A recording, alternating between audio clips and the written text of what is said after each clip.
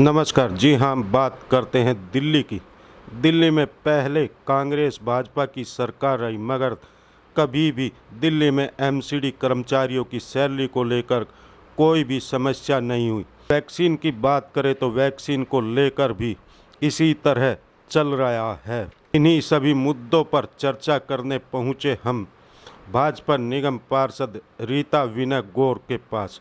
विनय गौर का क्या कुछ कहना, आइए आपको सुनाते हैं।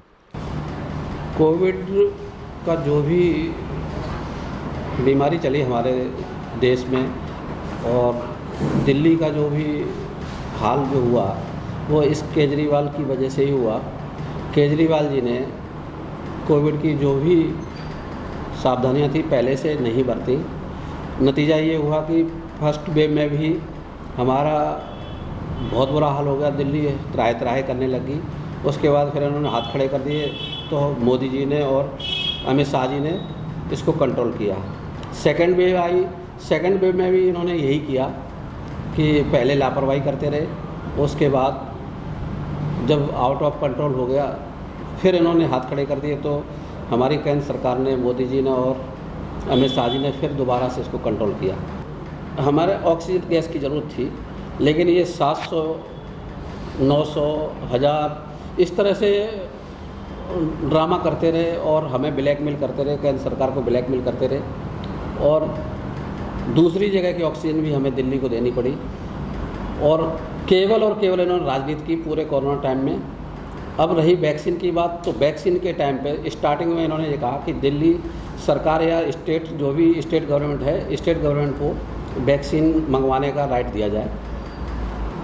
मोदी जी ने इनको राइट दे दिया कि आप डायरेक्ट मंगवा सकते हो, अपनी वैक्सीनेशन करा सकते हो। लेकिन जब इनसे नहीं हुआ, लोग परेशान होने लगे, फिर वो मोदी जी के हैंड ओवर किया गया। फिर मोदी जी ने सारी वैक्सीन फ्री की और पूरे देश में फ्री वैक्सीन लग रही है।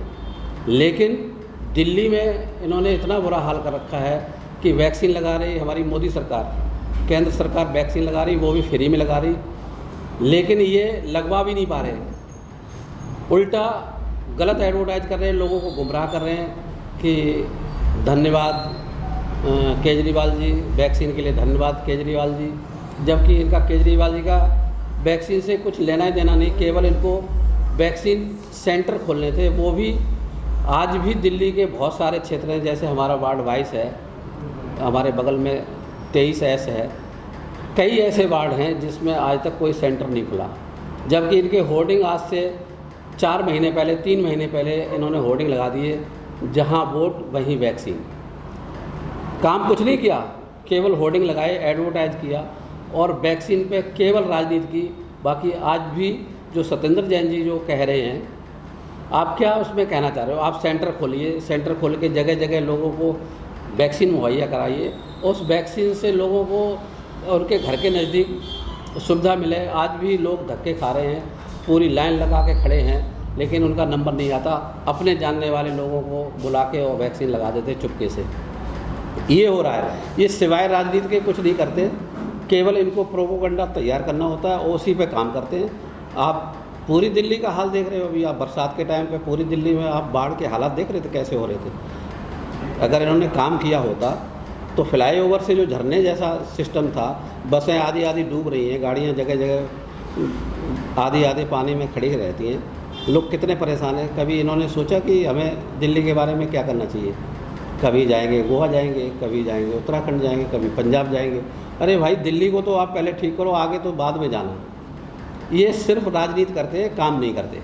अभी उन्होंने कहा है कि एमसीडी में केजरीवाल, ये जो मिशन चल रहा है एमसीडी 2022 केजरीवाल का, कि एमसीडी में भी केजरीवाल, इस पर क्या करें? सपना देखना तो किसी का हक है, और ये तो फिर दिन में सपने देख रहे हैं। मैं आपको फिर बता रहा हूँ कि दिल्ली में तीनों एमसीडी में हमारी सरकार बनेगी और पूर्ण बहुमत से बनेगी। पहले से ज़्यादा निगम पार्षद हमारे चुन के आएंगे, क्योंकि हम लोगों ने जिस दिन से हम लोग चुने गए लगातार क्षेत्र की सेवा करने में लगे हुए हैं। जो भी एमसीडी रिलेटेड काम है वो सारे काम हम कर रहे हैं। केजरीवाल जी सिर्फ एक काम कर रहे हैं कि एमसीडी का फंड पिछले 3 साल से फंड इन्होंने नहीं दिया, और फंड न देने की वजह से एमसीडी बदनाम हो और उसका फ़ायदा इनको मिल जाए। अगर इनके दिमाग में कुछ ऐसा चल रहा है कि एमसीडी बदनाम होके और हम जीत जाएंगे। ऐसा कदापि नहीं होगा। कि हम लोग भी लोगों के बीच में जाते हैं और लोगों को बताते हैं कि जब हमारे पास फंड नहीं होगा तो हम कौन से काम करा सकते हैं। डेवलप के काम तो बगैर फंड के होते हैं, लेकिन दिल्ली सरकार एमसीडी को फंड ही नहीं देती। यहाँ तक कि हमारे कर्मचारी महीनों बेचारे सैलरी के लिए परेशान रहते हैं, सैलरी नहीं मिलती, सैलरी के लिए तरसते हैं, उनके बच्चे भूखे मर रहे हैं, लेकिन केजरीवाल जी फंड रिलीज नहीं करते, सिर्फ राजनीति करते हैं। अभी आप एमसीडी की जो पेंशन है वो पेंशन भी रिलीज नहीं हो रही है हमारी। पिछले मार्च में 1 महीने की पेंशन आई, तो उसके बाद से आज तक पेंशन नहीं आई। फंड नहीं है तो पेंशन कहाँ से आए? कर्मचारियों की सैलरी देना मुश्किल हो रहा है, तो ये कैसे एमसीडी आगे चलाएंगे? हाँ, वही पानी है जो फ्री पानी घर घर पहुंचाने की बात हुई, वो उन्होंने घर में अंदर और भरवा दिया पानी। यही इन्होंने किया और कुछ किया नहीं। अभी आप सारा देश देख रहा है कि दिल्ली में बारिश का क्या हाल हुआ और नालों का क्या हाल हुआ। अगर इन्होंने समय से पहले अगर ड्रेनेज सिस्टम ठीक किया होता तो कभी, इससे पहले भी तो सरकारें रही है, कभी ऐसी नौबत आई है क्या? अच्छा सर, जैसे एमसीडी सफाई कर्मचारियों की तो बार बार बात उठती है सैलरी की, मगर उसमें और भी डिपार्टमेंट है, उनकी बात क्यों नहीं उठाई जाती? जैसे नर्स है, जैसे हॉस्पिटल बहुत सारे और भी डिपार्टमेंट आते हैं, उनकी भी बीच में सैलरी होती है, उनका नाम क्यों नहीं लिया जाता? वो टोटल एमसीडी को परेशान करने के अलावा कोई काम, उसमें मैं पर्टिकुलर ये नहीं कह रहा सफाई कर्मचारी तो बेचारे परेशान हैं ही, बाकी जो भी स्वास्थ्य से संबंधित लोग हैं या और भी जो वर्कर हैं वो सब परेशान हैं। क्यों परेशान है? कि वो टाइम से सैलरी नहीं मिलती। अब जब टाइम से सैलरी नहीं मिलेगी तो स्वाभाविक है कि परेशान होंगे, और सैलरी मिलेगी तब जब हमें बजट मिलेगा।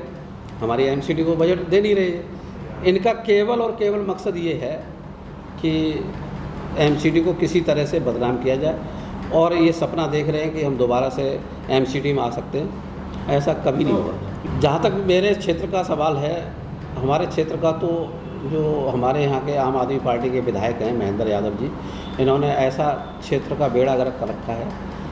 आप किसी भी रोड से निकल जाओ, अभी आप शायद आ ही रहे होंगे हमारे वार्ड में, कोई भी मेन रोड ऐसा नहीं है कि जिससे आप सही सलामत बाइक से भी आ जाओ, कार की तो बात छोड़ दो। अगर आप ठीक से नहीं चलाए तो पता लगे कि आपका एक्सीडेंट भी हो जाएगा। किसी भी मेन रोड का न तो नाला बनाया, न ही उसमें सीवर डाले, न ही उसका रोड बनाया। पिछले 3 बार से ये विधायक बनने के बाद भी सिर्फ और सिर्फ बातें करते हैं, इसके अलावा और कुछ नहीं करते।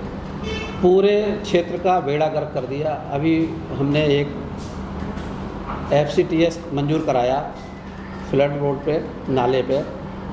वो FCTS हमारे विधायक जी किसी कीमत में बनने नहीं दे रहे। जब भी काम शुरू करते हैं, हमने 20 लाख रुपए का प्रोजेक्ट लगाया था उसको, उस FCTS को बनने नहीं दिया इन्होंने, और लगातार उसमें अड़चन लगाए जा रहे हैं और फ्लड वालों से प्रेशर बना के और उस पर रोक लगवा दी। ये केवल और केवल राजनीति करते, काम नहीं करते, और काम हम लोग करना भी चाहते हैं ना, जो काम करते हैं उसमें टांग अड़ाने का काम करते हैं। तो ये है इनकी मानसिकता। आप हमारे वार्ड की स्थिति देखो जाके, इन्होंने कि सबसे पिछड़े से पिछड़े हमारे देश का कोई अगर राज्य होगा ना, उससे भी ज़्यादा बुरी हालत कर रखी है इन्होंने, और जितना ये गलत काम कर सकते हैं सब कर रहे हैं। बिहेवियर इतना ख़राब कि पब्लिक का आदमी अगर किसी काम के लिए चला जाए, बोला निगम पार्षद से बात करो। अरे भाई, सब काम निगम पार्षद करेगा तो फिर आपको विधायक किस लिए बनाया? ये स्थिति है इनके विधायकों की। यानी कि जो विधायक का काम है उसके लिए निगम पार्षद के पास भेजेंगे। विधायक का काम हो तो भी निगम पार्षद, और निगम पार्षद का काम हो तो निगम पार्षद करेगा ही करेगा। इनको उसका सॉल्यूशन नहीं बताना, उन्होंने फटाक से हमारा नंबर देना कि जाइए आप निगम पार्षद से बात कीजिए। अब जो हमारे यहाँ सीवर डल रहे हैं, अभी अनकम्प्लीट सीवर है, इन सीवरों में कहीं पे दिक्कत आती है, बोले निगम पार्षद। भाई, दिल्ली सरकार का काम है, जल बोर्ड का काम है, आपके अंडर का काम है। अभी ये आप हमारे रोड का नाला और रोड देख रहे हो, आज जैसे 10 साल पहले रोड और नाला बना था, आज तक कभी हाथ नहीं लगा रहे, जबकि हर 5 साल बाद नाला रोड बनते हैं, लेकिन नहीं। तो ये इनकी दशा है। आप कैसे कह सकते हो कि ये एमसीडी में वापस आएंगे? अब की बात 2024 में, तो 2025 में तो आप ये विधानसभा में भी अगर दिखाई दे जाए तो हमसे कह देना जो इनके कार्यकलाप हैं। Like, share and comment. To subscribe this channel, please press the bell icon.